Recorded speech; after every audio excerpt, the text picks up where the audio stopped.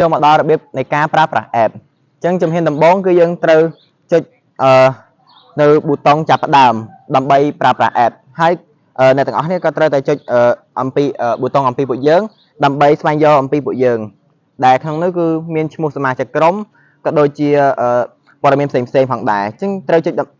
ប៊ូតុងត្រឡប់ក្រោយដើម្បីមកកាន់ page ដើមវិញអញ្ចឹងយើងត្រូវចុចប៊ូតុងចាប់ផ្ដើមដល់នេះគឺជាផ្ទាំងមាតិកាគឺផ្ទាំងមាតិកានេះគឺយើងមាន3គឺមានមេរៀនការអនុវត្តនិងតេស្តសាកល្បងប៉ុន្តែយើងដាក់ដំណើរការឲ្យប្រើត្រឹមតែមេរៀនប៉ុណ្ណោះអញ្ចឹងយើងចុចប៊ូតុងមេរៀនចុចដល់ប៊ូតុងមេរៀននេះគឺយើងមាន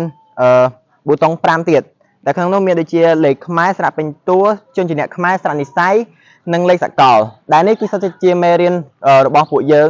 ដែលដាក់ឲ្យក្មេងៗប្រើប្រាស់អញ្ចឹងយើងសូមចុចទៅកាន់លេខខ្មែរដើម្បីប្រើប្រាស់វាតែម្ដងអញ្ចឹងនេះគឺជាប៊ូតុងនៃការបង្រៀនគឺជា screen នៃការបង្រៀនអំពីពួក app របស់ពួកយើងដែលយើងមានប៊ូតុងដែលយើងអាចចុចទៅគឺមានសំឡេងតែយើងចុចលេខនេះលេខ0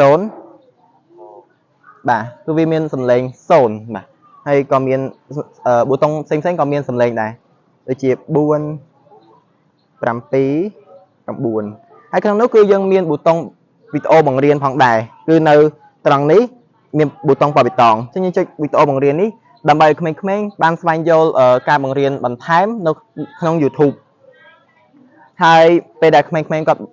រៀនចប់គឺអាចចុចប៊ូតុង back ដើម្បីមក screen ដើមវិញហើយគឺចុច back វិញដើម្បីមកកាន់ផ្ទាំងមាតិកាផ្ទាំងមេរៀនហើយក៏យើងអាចរៀនមេរៀនផ្សេងៗទៀតបានផងដែរហើយជាចុងក្រោយក៏ខ្ញុំបាទសូមអរគុណ